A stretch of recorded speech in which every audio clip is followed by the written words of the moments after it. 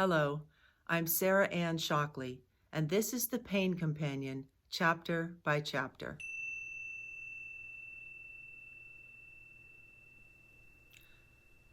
Chapter 12, Physical and Emotional Exhaustion.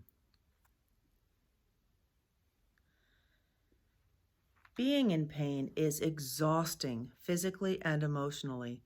It wears us out because our bodies are working overtime to heal, because we are busy pushing against the experience of pain, because we are worrying about the future, because we can't sleep well, and because we are constricting the painful area and holding the breath.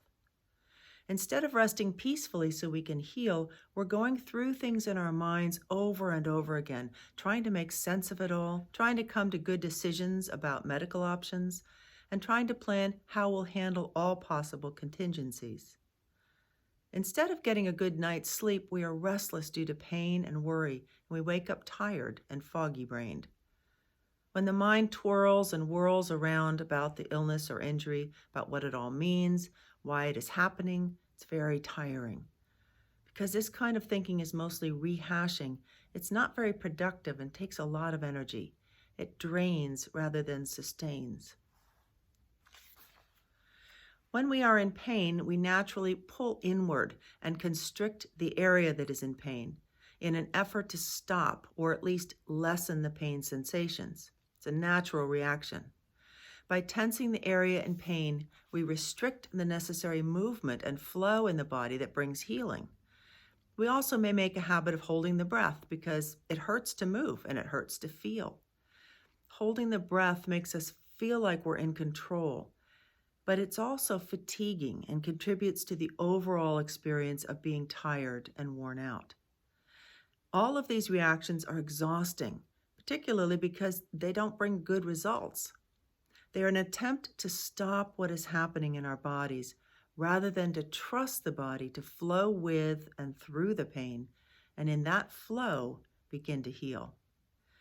We tighten when we might instead allow ourselves to let go of some of that holding and bit by bit relax into healing, trusting that pain is actually part of the healing process. Antidotes to physical and emotional exhaustion. Breathe. Pay attention to when and how you're holding your breath or using your breath to push against pain. Make it a habit to notice how you are breathing and then to consciously release your breath at various times throughout the day. Imagine your breath is your life force, the force for healing moving through your body, especially in the painful areas, and allow it to flow more freely. Try to allow your breath to deepen if you're able to without raising pain levels. Take slower, longer breaths when you can. And further on in the book, I'm going to be going through some breathing exercises, not deep breathing that would be painful, but ways of becoming more aware of the breath and how to work with the breath throughout the day. Relax constricted areas. When I realized I was tensing my body to try to not feel the pain or to keep it in one spot, I decided to experiment with deliberately relaxing the areas that hurt most in my body. Sometimes it was impossible to relax the areas that were really shrieking in pain, so I focused on softening the areas around the pain instead. And I will also have an exercise on how to work with this more fully later on in the book as well. Give rest a rhythm. Most of us are aware that we need to rest more when we're in pain, but sometimes deep rest is hard to come by because pain won't allow it. What worked for me was, first, to decide that rest was more important for healing than almost anything else I could do. Second, to pay attention to the quality of rest I was getting and noticed what worked and didn't. And third, to give rest a rhythm. The body requires more rest than usual in order to heal, yet we're often getting very little sleep at night due to pain-induced insomnia. So it helps to create many small rest periods during the day. This is what I mean about giving rest a rhythm. This worked better for me than suffering through a whole night of tossing and turning and then trying to be up and about most of the next day. Giving rest a rhythm requires noticing what times of day you rest more easily, and these may be different times than you're used to. We're so used to overriding the body's signals for rest during our usual workday life that we can continue that pattern when we're trying to heal.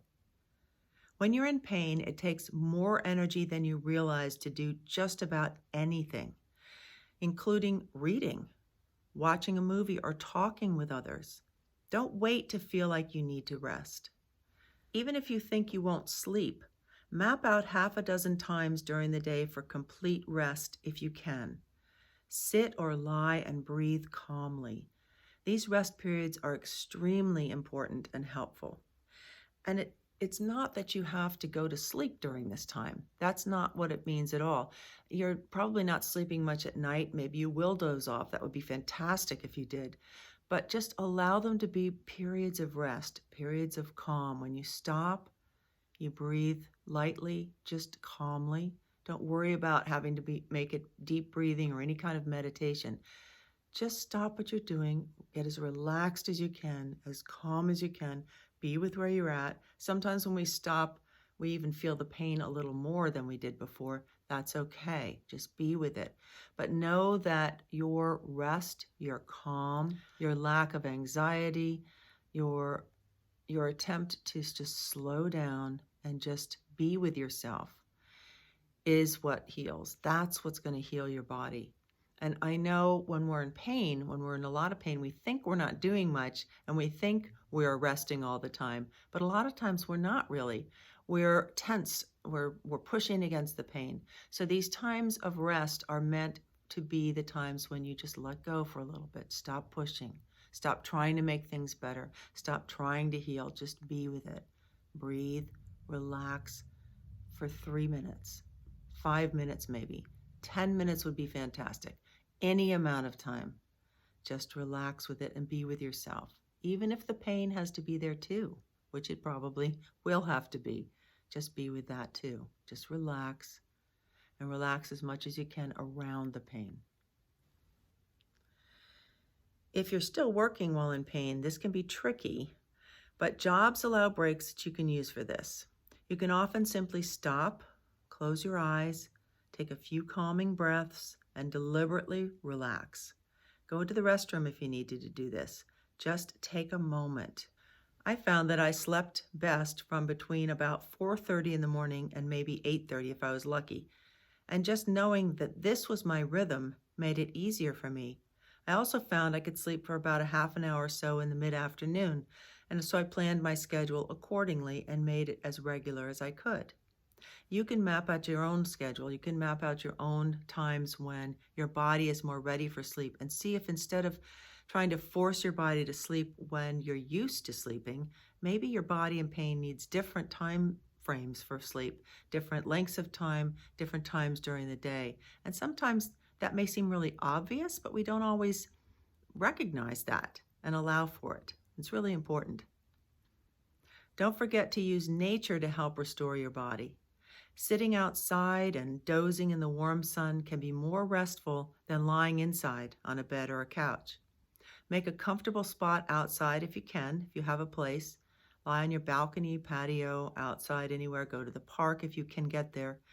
But just let the fresh air act as a restful restorative. Reduce inflammation. Recent research suggests that much of the pain in our bodies is due to inflammation. Researching anti-inflammatory diets and following that advice helped reduce my pain level as well as increase my sense of well-being and the overall energy level in my body. This includes cutting out or at least limiting caffeine, alcohol, and sugar, among other inflammatory substances. I also avoid media that causes stress and tightening in the body. I use simple ways to help my body and emotions relax, such as drinking herbal teas, listening to quiet music, and reading enjoyable light books. Cumulatively, these small changes do a great deal to help reduce overall body pain. Stop asking why. going around and around in your head about why this has happened or what you could have done to prevent it, or worrying about not healing faster is unproductive and emotionally exhausting. I did a lot of this at first, but I eventually stopped asking the unanswerable questions. Why me? Why now? I accepted that I was in the situation I was in, and that fretting about it was not conducive to ending it faster. I decided to ease up on myself and stop demanding healing from myself and from my body. I realized that the most positive approach was to take all the time my body needed to heal and not try to rush what simply couldn't be rushed.